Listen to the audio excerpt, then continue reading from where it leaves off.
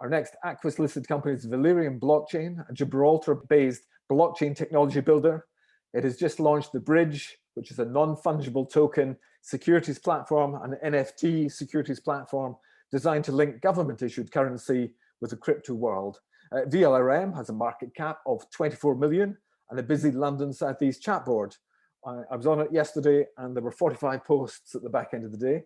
I'm delighted to welcome Valereum Blockchain Chairman Richard Poulden. Greetings, Richard.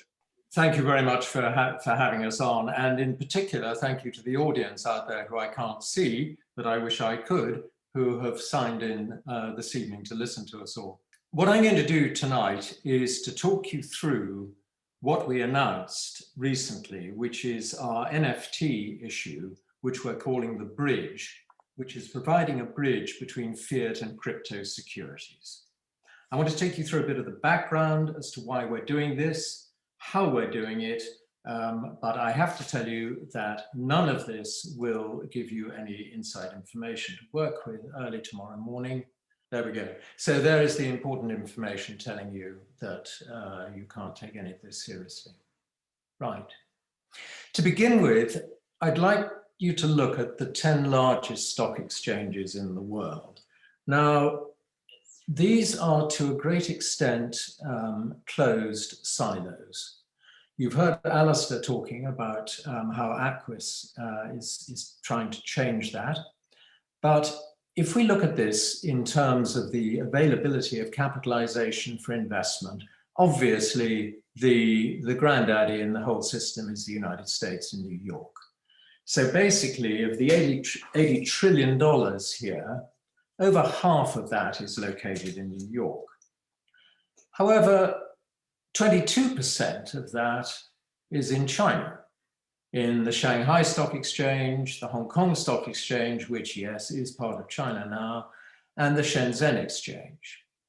So you have big blocks of money traded on the World Stock Exchange, and primarily these are traded separately. There is very little cross-fertilization of listing on multiple exchanges. If we now look at the next picture here, the crypto markets, compared to these exchanges, you have estimates of 2 to 3 trillion, but there are major fluctuations within that. The point is that if you put the crypto markets in that group of the top 10 exchanges, they would be the equivalent of the London Stock Exchange. So in terms of funding available to companies, I think it's important that none of us should ignore the availability of crypto. And one of the fundamental points here is that whilst there is interchangeability in the other exchanges where people can invest, there isn't really in crypto. I mean, most of the crypto trades are traded within the crypto universe. And if you want to exit that, it's not that easy. If you are a Bitcoin billionaire, you cannot immediately switch that into US dollars. If you want to borrow against the Bitcoin, Swiss banks that I've spoken to are asking for 600% to 800% loan to value. Now, what we're trying to do is to alter that. So we are planning to bridge the fiat and crypto markets. Now, it's very important to emphasize in this that we are a Gibraltar company, and any regulation of our activities in this area is thus governed by the Gibraltar Financial Services Commission. We've got a very good relationship with them. We have excellent lawyers in Gibraltar, Hassans, who operate internationally, and we are relying very much on the innovation in Gibraltar as a market in developing our products. You all know that, or if you don't, let me tell you, Vinay Gupta, the founder of Materium and one of the early founders of Ethereum, is the chairman of our advisory board. And what we are doing when we link the shares through an NFT is we are using something developed by Materium called the Materium Asset Passport. Now, this is a critical part of what we're doing. We will be issuing NFTs which are linked to a fixed amount of a single fiat security. So we could take, for example, 1,000 Valereum shares. Those securities will be held by a trustee, and ultimately the owner of the NFT can, if they want, claim the underlying shares at any time.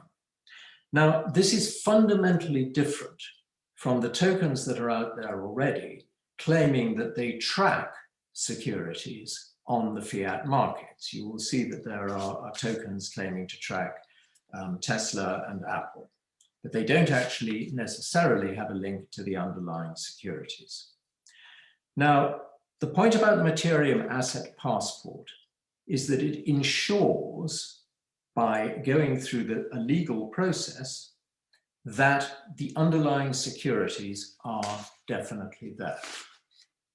So if we take the system that we work through, let's take existing shares that we want to list on a crypto exchange. A broker can buy the shares in the market. Those are transferred to the Valereum trustee. They are then verified in the Materium Asset Passport, and the NFT is then issued and can be listed on a range of exchanges. Now, the purpose for a company in doing this is it improves the liquidity in the company's shares, something that Alasdair was talking about Aquis trying to do, and I thoroughly support this. It also helps drive the price, because in this situation, there will be shares taken out of the existing fiat market and put into the crypto world. We can also work in a situation where the company issues new shares. Those would be issued to the Valereum trustee. Again, they would be secured in the Materium Asset Passport. And again, the NFT will be listed on a crypto exchange. Then the proceeds can be returned to the company just as there would be in an ordinary placing. But in this situation, the company will be tapping the crypto markets rather than the fiat markets. Now, I think what's tremendously important here is that this enables crypto investors to trade fiat securities using crypto assets. And if you come back to what I mentioned earlier, where I said that the Swiss banks are asking for the 600 to 800% loan to value, this is extremely useful if you hold your fiat currency, cryptocurrency, where you can buy crypto securities that could be pledged with a bank, where they will treat them, I believe, as the same as if those were held in a fiat stock market. The blockchain exchanges operate 24/7 across the jurisdictions. And critically, the critical difference that we have here is that the Materium Asset Passport proves the existence of the underlying securities. So once that NFT is out there and issued, it could be traded many, many times, but always throughout that process, the owner will be clear from the trades on the blockchain, and it will be possible for the owner, subject to money laundering regulations, to claim the fiat securities directly. So that is the summary of what we've announced, and that is the project that we are launching in the coming weeks. So I know that there are a lot of questions out there. So Donald, I have deliberately pulled this into a fairly short time frame so that I can focus on picking up on the questions that we've got there. You've already answered this, I suspect. You said there is no news in this. You said at the top of your preamble. It's an elaboration on the RNS that we announced. So let me ask you a direct question then. When might the first NFTs be launched, and what might the first NFTs be? I can tell you exactly what the first NFTs are going to be. They're going to be our own shares. I think we should very definitely put our money where our mouths are. That will not be a placing. That will not be a new issue of shares. It will be existing securities taken out of the market, put into a Materium asset passport, and issued as an NFT. And beyond that, are there plans for things like Tesla shares, those types of securities? Well, the essential point, as I took you through listing existing shares, one can actually buy any share in any market, put it into a Materium asset passport, and list it as an NFT. That's the structure that we have in place at the moment. So it doesn't have to be our own shares. Any company can ask us to list the shares for them, or indeed we can work with institutions where they can buy the shares and we list them in as an NFT. Okay. Two people have asked me about the over-the-counter listing. The application went in on the 19th of April, says Richard Hewitt, and also another gentleman. I've got two people who've asked you that very same question. Hold on, let me give you a name. Oh, Oluyemi Ajiboso. So there's two of you who have asked the very same question.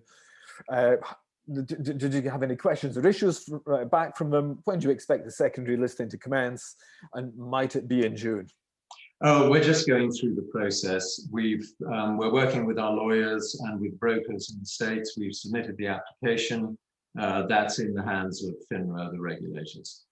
There's no particular delay in this. I realize that everyone is focused on it, but they're regulators. September, October-ish? What would the likely time frame be? No. I would hope before that. But the point is, Donald, I can't give a date on this. It's not in your hands to give a date. It's not, exactly. I understand. It's in the hands of the regulators. Great. Okay, Richard's final question, he asks about a placing. So your heart may groan, because I'm sure you get asked about placings all the time. You previously said there's currently no plans for a placing. Is that still the case? And from what period can you rule one out? For example, can you rule it out for the next 3 months? So here we go. Donald, I mean, I kind of get depressed by this question because it comes up again and again. The main purpose of being a listed company on the public markets is so that we can raise money. And that's true of any company that's listed. We have no immediate plans to do a placing, but at some stage, at some point with strategic investors, we may well do a placing. But I point people to the placing that I did in one of my other companies recently with Wishburn, where we did the placing at a premium to the traded price. Okay. Here we go. Olumi Ajiboso again. So he asks if you could illuminate the association between Valereum and Materium, Vinay Gupta's company. So is there a legal linkage between the two of you, or do you have an informal arrangement? No, there are agreements between the companies about working together. Vinay Gupta is an old friend of mine. I've known him for many years. He's on our advisory board at Valereum. He has an interest in Valereum, as indeed I have an interest in Materium. But there is, beyond that, I'm not sure how many other links we could put in place. We could exchange shares. We might do that in the future. But I think the punchline for Oluyemi is, what happens if Materium is acquired by someone else? I think that's where he's getting at. Oh, I see, yes. In terms of the technology that we've developed, we have the rights to that technology. Oh, good answer. Materium is a component part of that. Oh, interesting. Very good. Who do you anticipate, this is one for me, who do you anticipate the users of the bridge to be? Who will be using this wonderful mechanism that you've created? It will range from companies wanting to tap the crypto market for more liquidity, companies wanting to tap the crypto exchanges for investment. It will also, as it develops, enable somebody sitting at his computer in Shenzhen to buy Nigerian listed debt. At the moment, that's virtually impossible. So it will actually, as this develops, it will introduce more liquidity into the world markets. This could be quite revolutionary. Is that how you see it? No, I see it as very revolutionary, Donald. Not You wouldn't be here tonight, of course, Richard, if it wasn't on the very revolutionary list. absolutely, very revolutionary. That's why you got the party invite. Okay. You have previously said that you see the Valereum share prices undervalued in terms of what the underlying assets. What share price would be a fair reflection of your value, do you think? £10 a share, probably. And what are you trading at the moment, even very roughly? 30p. So We've been up 40. One heck of a way to go. Okay, fantastic. But I would say, Donald, this is not investment advice. You asked me what I thought our share price should be. Very good, very good. And I asked that on behalf of a gentleman called Jack Singera. Yes, there you go. That's exactly his question.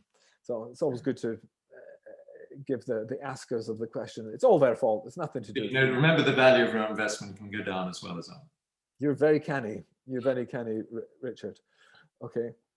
Well, my objective in that is, obviously, I'm a major shareholder in this, as are a number of my friends, brokers, funds, and so on. Our objective is to make it a huge success.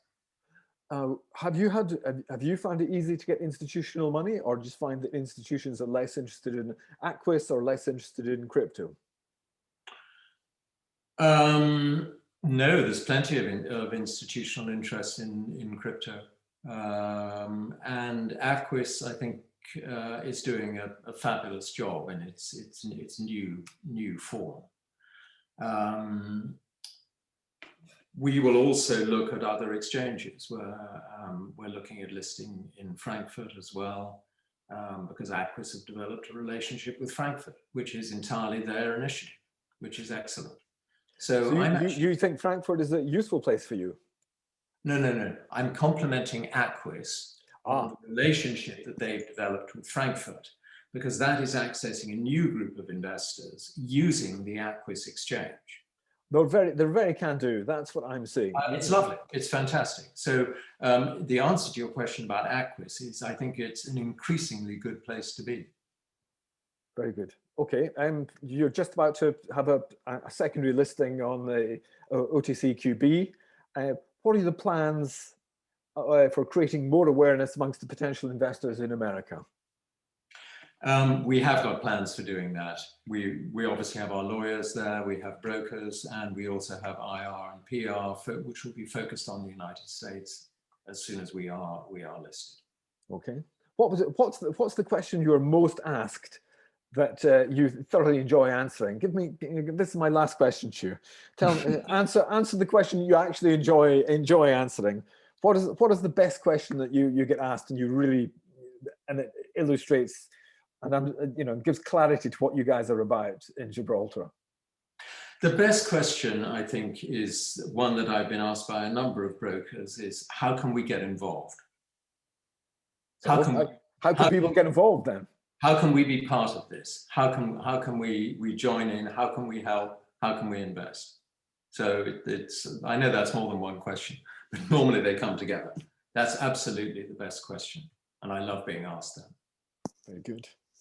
Okay, Richard, you're the chairman of Valereum Blockchain. Thank you so much for joining us tonight.